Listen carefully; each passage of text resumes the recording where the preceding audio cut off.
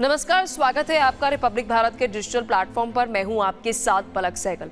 मध्य प्रदेश के भोपाल में आज पुलिस ने बड़ी कार्रवाई की है। यहां पर एक ईरानी गैंग जो वाहनों की चोरी करती थी उसका भंडाफोड़ किया है और इस बीच 34 ऐसे आरोपियों को गिरफ्तार भी किया है।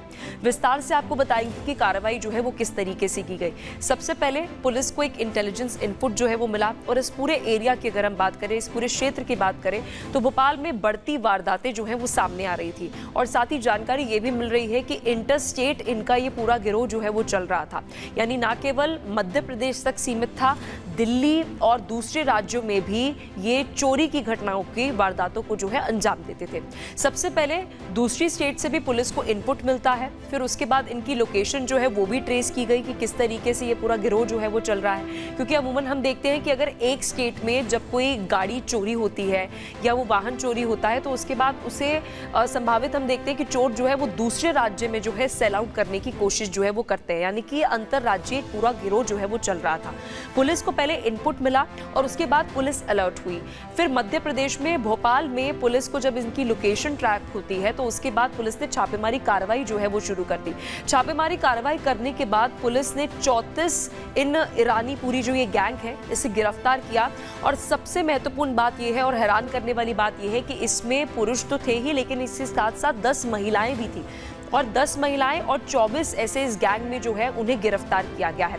सबसे पहले आपको बता दें कि ना केवल मध्य प्रदेश के भोपाल में ये चोरी की घटनाएं जो है वो करते थे, इसके साथ साथ जो है अलग अलग राज्यों में भी करते थे। ये और ज्यादा पुख्ता तब होता है जब पुलिस ने गिरफ्तारी की और छापेमारी कार्रवाई की तो इनसे कई सारी गाड़ियां जो है वो तो बरामद हुई, यानी गाड़ियों को तो चोरी ये करते ही थे। नंबर प्लेट्स जो है वो भी बता दें कि कई सारी गाड़ियों की जो है वो इनसे मिली है और वो उत्तर प्रदेश, दिल्ली और तमाम अलग अलग जो राज्य हैं वहां की नंबर प्लेट्स जो है वो बरामद हुई है।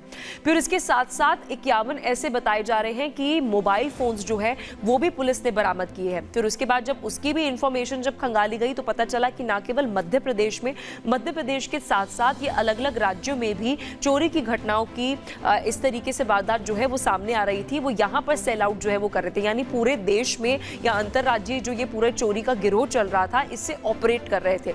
पुलिस ने पहले इनपुट लिया, उसके बाद इन्हें ट्रेस किया और फिर उसके बाद कार्रवाई जो है वो की गई।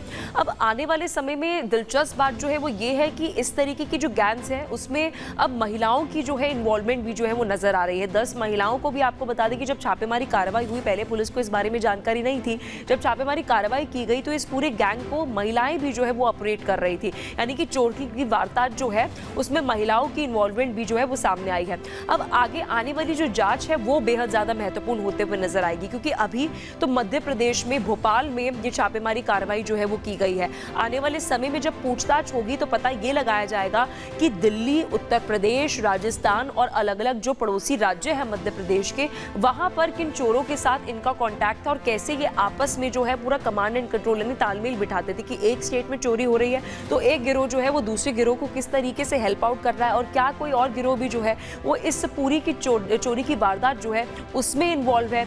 इस पर पुलिस अब आगे जांच कर रही है। अगर आपको एक्सप्लेनर अच्छा लगा हो, ये वीडियो अच्छी लगी हो तो चैनल को सब्सक्राइब करना ना भूलिएगा और कमेंट सेक्शन में आप बताइएगा कि जो लगातार ये चोरी की घटनाएं जो है वो बढ़ रही हैं और जो नेक्सस जो है वो बढ़ता जा रहा है, इसको लेकर आपका क्या विचार है। देखते रहिए रिपब्लिक भारत का डिजिटल प्लेटफॉर्म।